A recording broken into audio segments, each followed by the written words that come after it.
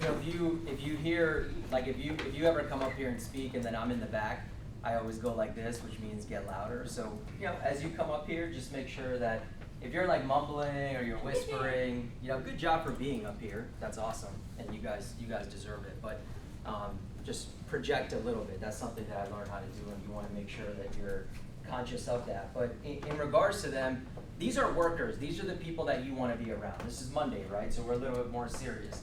You want to be around the workers in Primerica. You do not want to be around people who are at the office because literally they have nothing else to do or because they don't want to get a job. You want to be around people that are working, that motivate you to work, that are modeling the right kind of behavior that's gonna help you get to where you want to go.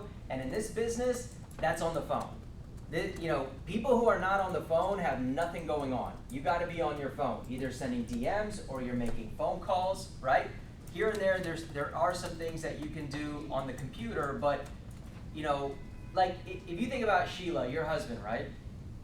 He works remote now. After COVID, he works remote, and most of the time. How hard does he work on the computer? Hard. Yes. I've heard him say he works very, very hard. Very, very hard, guys.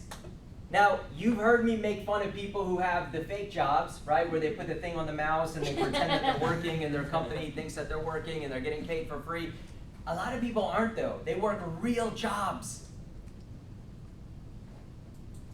I've seen people that work in IT, because that's what I'm most exposed to, and their meeting schedules are like, you know, their calendar is hour on the hour on the hour on the hour in all these meetings. We gotta work too, right? You have to put in a good, it's crazy that we say this and people get intimidated, like, yeah, you gotta make calls for 3 hours. People are working, I mean, always remember this, if you don't discipline yourself, and I got this from Bill Arender, who has really changed my mindset for the better over my career here, if you don't discipline yourself, you will be disciplined by your job. If you want to work on your own, you got to discipline yourself, or else you'll be working for someone else and they will tell you when to work.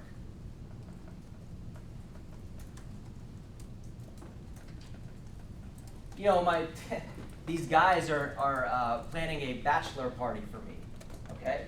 And I don't need a bachelor party because I already get to travel a lot and do whatever the hell I want, and I don't have a wife yet, and I don't have kids, so I have very little accountability, except to you guys. I want to be here for you guys. And I realize that bachelor party is for the other guys, really, right? Like, they need that pass to, like, get away for a few days. And you know, these are, I have different sets of friends, so I'll probably have to do multiple things with different people because certain people don't fit.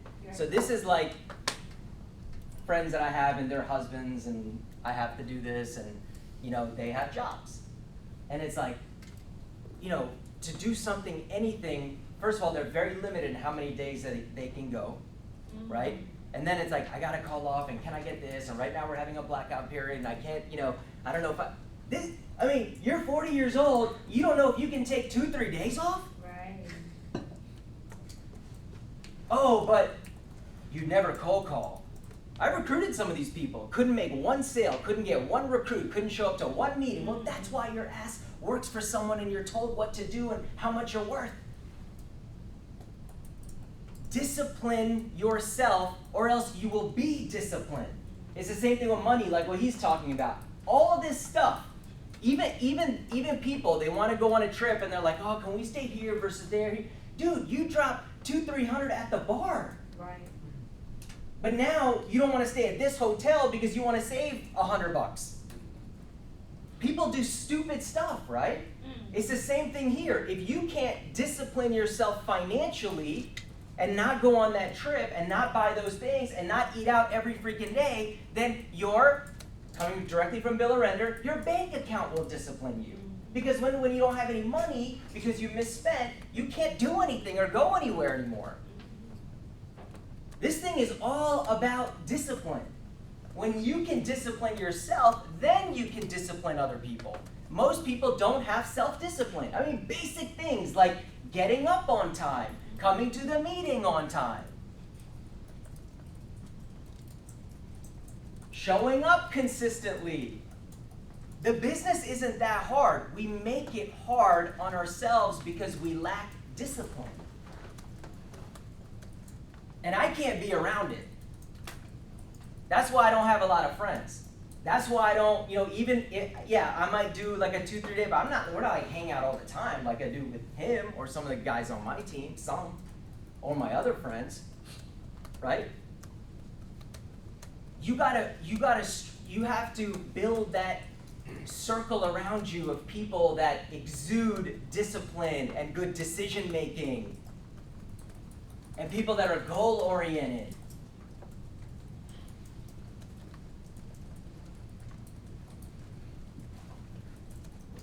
And when you do that, and you spend time with the wrong people, you'll really feel like you are lowering your standards.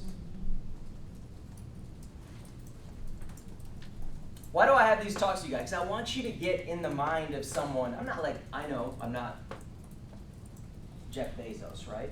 But I've worked hard on myself and I've done some things and I've accomplished some things. And so, you always want to look at where you are and where you want to be, right? Who you are and who you want to become. And that gap, when you're aware of that gap, that's what drives human beings, is that gap. What do you have? What do you want to have? What are you, right? Who are you? Who do you want to become? Where are you? Where do you want to go? And that gap is what drives human beings, man. So I used to, and I still continue, I'm around most of the time the right people, and I hear their thinking, I hear their thought process, I watch their habits, and I'm like, wow, I'm still here, and I want to be there, and that's what drives me, right? So let's talk about a couple things,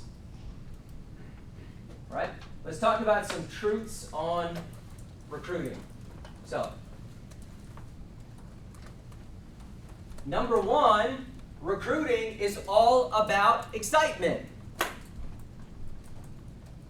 If you know me, right? Like, if I'm at the meeting right now, I might just give you a head nod. I'm quiet. I'm getting my thoughts together. I'm not always like jumping out of my skin. But when it is time to turn on, when it is time to talk to people, when it is time to explain the business, I'm excited and I have a good energy. And that's going to be on the phone, and that's going to be when I'm prospecting, and that's going to be when I'm doing an interview. Recruiting is about excitement. But you know where the excitement is affected, and sometimes it is, what tamps down the excitement is if you focus more on the potential rejection that you haven't even gotten yet, and that overshadows the aspect of recruiting the person. And it happens to all of us, man, where before you even go into the situation, you're thinking about how they don't want to do it, they're not going to do it, they're probably going to quit, they're not going to join. You have to focus on the exciting aspect. I was talking to Josh the other day, and I was like, hey, it's because sometimes it kind of hits you what time of year it is. Maybe the weather is changing. For him, because he was a football player, he's like, man, the season is starting for college, and it almost indicates, he said, like the coming of an end to the year. That's just how he thinks of it. And I said to him, all right, well, we got 4 more months to find some good people. Because going into next year, what is going to make you more excited? Getting more sales of people you haven't met yet, or having a bunch of people that want to go to war with you in 2025? That's where the excitement comes from, right? So you got to be excited about finding those people, man. That's how you attract things. Not being robotic on the phone, robotic with people. You have to be excited, man. You got to flash that smile. People got to know that they're joining. Shaq always used to say, no one wants to join someone who's depressed. It's like, or has a lot of problems. Like, they already got that at work. Why the hell would they want to come here? They got to feel like we're always excited. We're always happy. Great things are happening. Here's another thing on recruiting is that, unfortunately, for a lot of people, you have to overdo it.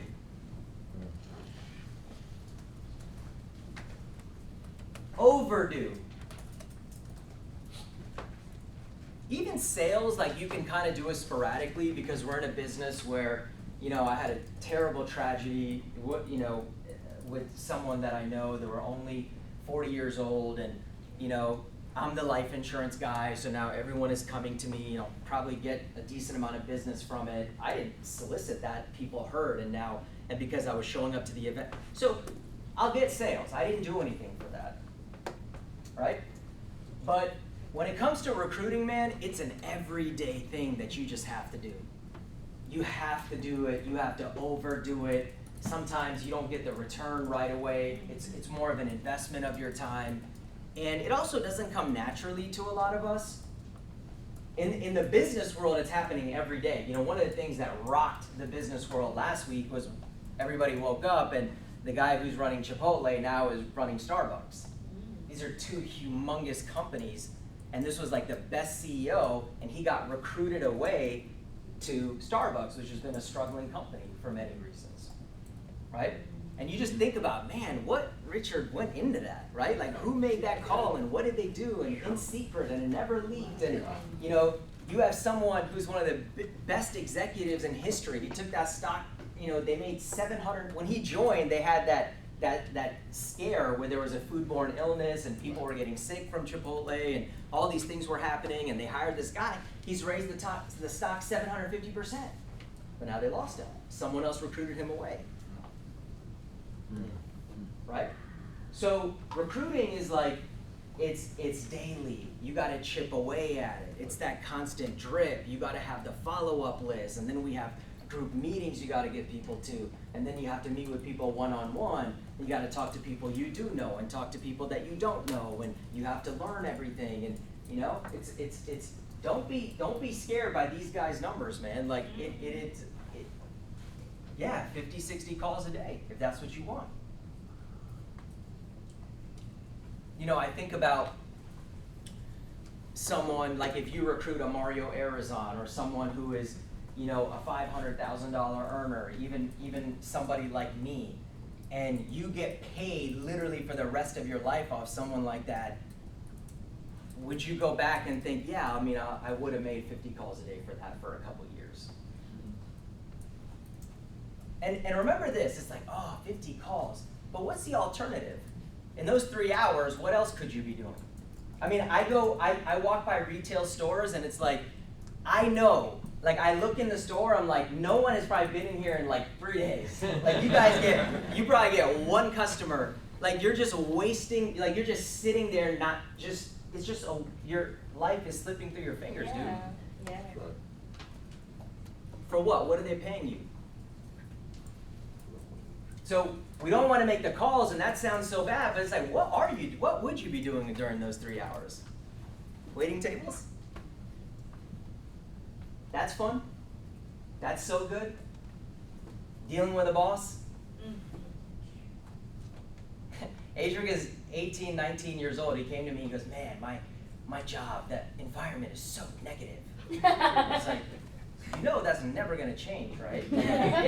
If you stay in a job, like if you stay at a job and you're not building your business, I'm gonna hear that at 20 and 25, and I hear from people that are 40 and 60. Oh, yeah. Like that part ain't never gonna change. Here's the thing that we sometimes overlook is that people want to avoid recruiting, but at the end of the day, it's way more gratifying than sales. Way more gratifying. I got a couple big sales last month, and 20 grand hits your account and this and that, and it's just like immediately I'm like, all right, what's next?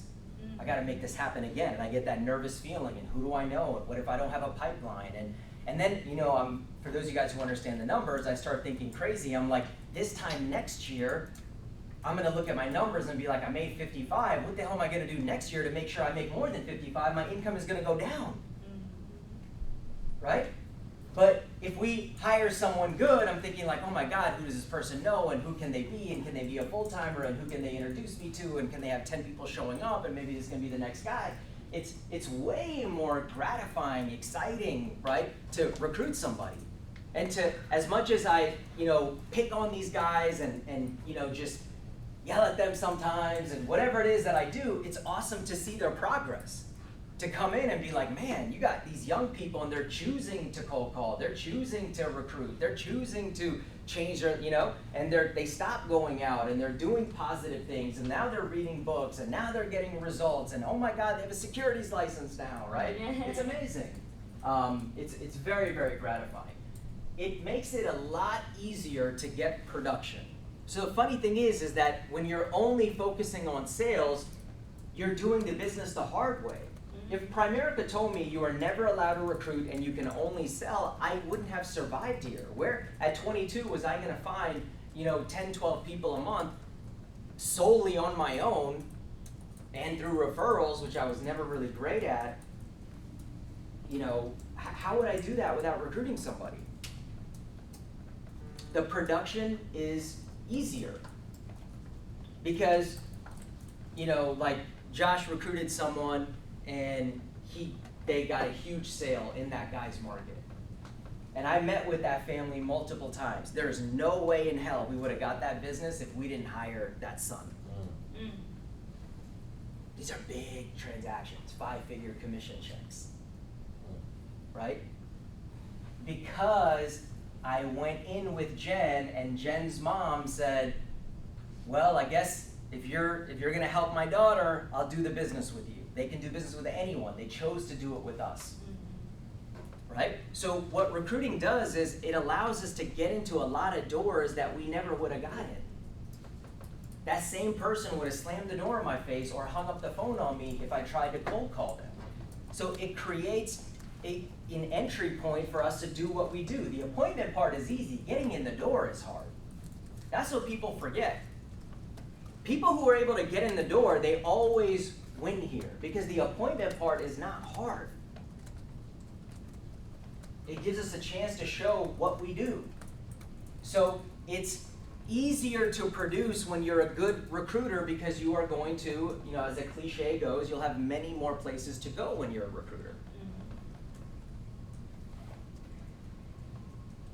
And it's higher quality production. If you talk to people that are in cold market businesses where they strictly work on leads or they strictly work cold calling, knocking doors, advertising, there's no connection there, right? But if I recruit Jen and she gets licensed and then her dad wants to cancel a policy, she can at least go back and be like, Dad, keep it for me. Ali, didn't you do that with your mom? Right? She's keeping the policy because you said, Mom, keep the policy. That's what I want. This business is about retention. People have to keep the policy for us to maintain the money. There's a better chance of that happening if I am getting in the door through someone that they're related to or that they know. I want to be in warm markets. I don't want to be in cold markets. This business is about like and trust. They may not like and trust me yet, but they do like their son, daughter, uncle, neighbor, friend, right? It's the only way to get wide. That's what we're missing here, man. If you guys want to blow up, you have to get wide.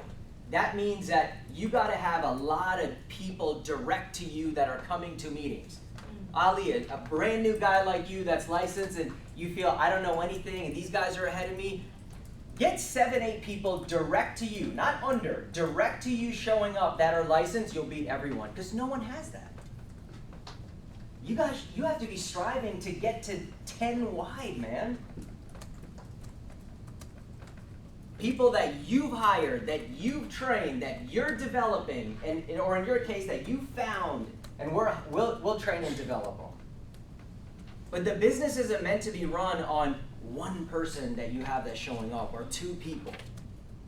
You can have 2 people that are huge on your team, but you found those 2 because you had 15 others. Like Shaq and I, Shaq had me and another guy that I talk about all the time, Hamad, and there was times where we both did over 30 grand, and that was 80% of his production. But he didn't get lucky and just find 2 people. He had 12, 15 people outside of us. And then what he would do is he would just work with the people outside, and sometimes he would do 30 grand with the outside people, outside of me and Hamad. That's the reason why we're up here, guys, is because we chose to get wide. We didn't want to try to get lucky and find one person. But it takes a lot of work, right? It helps you outpace attrition. So name a job, a company, or an industry where everybody just stays forever. Maybe government.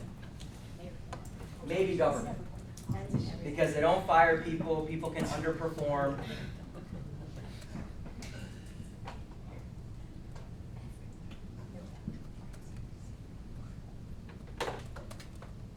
Right? But for the most part, what company are people not leaving?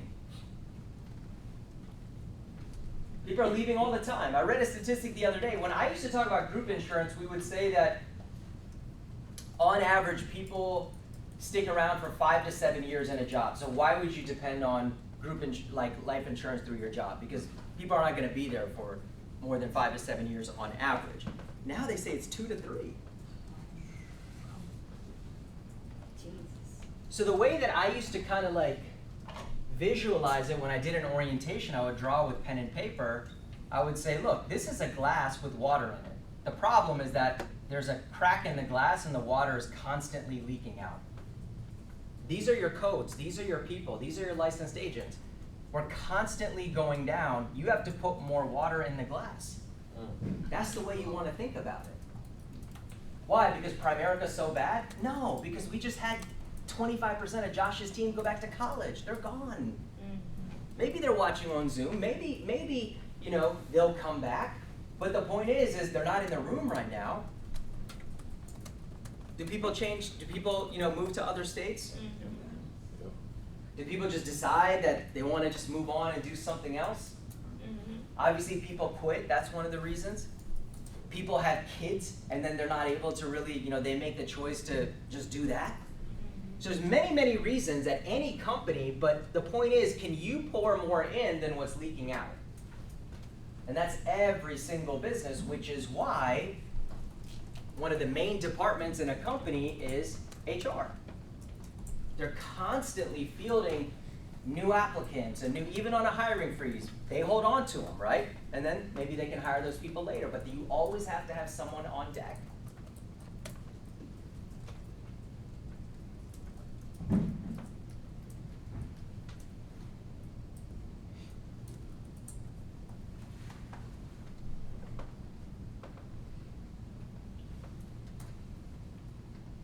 And this is the big thing as I wrap up.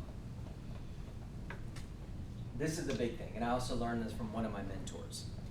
The reason we don't go crazy with recruiting, and the reason why instead of casting a wide net and trying to get as many people as possible, we try to have a more targeted approach, is because we're scared to turn people off. Right? Why would people get turned off? Because, man, this sounds a lot like network marketing. This sounds like a pyramid scheme. All you're trying to do is recruit people. Are you trying to make money off me? And so we think by kind of like maneuvering around and only doing it in certain ways that we can avoid those comments. And the thing is, man, is like, it ain't gonna happen. If you wanna get the right people, you gotta go through the wrong people. If you wanna turn people on, in the process, you're gonna turn a lot of people off, and you have to be okay with that. You are going to hear these things.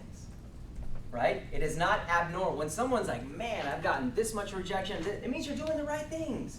Always remember, the people that are running big numbers and having a lot of success, they're experiencing, whatever you're experiencing, they're experiencing it times 10. If you're making 5 calls a day and complaining about rejection, right, and Sushil's making 60, he is 10, 12xing the amount of rejection that you are getting. There's no way to run this business on a large scale and make everybody happy and get everybody's approval and everyone wants to support you. It ain't gonna happen. So sometimes you just have to make the decision that this is just what I'm gonna do and this is what I'm gonna deal with. Because you want a humongous response, good or bad, but then you can filter through that and find people. And this was just really like, when I heard this, I just never forgot it. Like, that is what is supposed to happen. People are going to do these things. And it happens in every industry and, to every person that puts themselves out there. And at one point, you just kind of get used to it. So, anything else, man, that you wanted to talk about? Yeah, just two stepper. Guys, awesome. Give it up for Samir.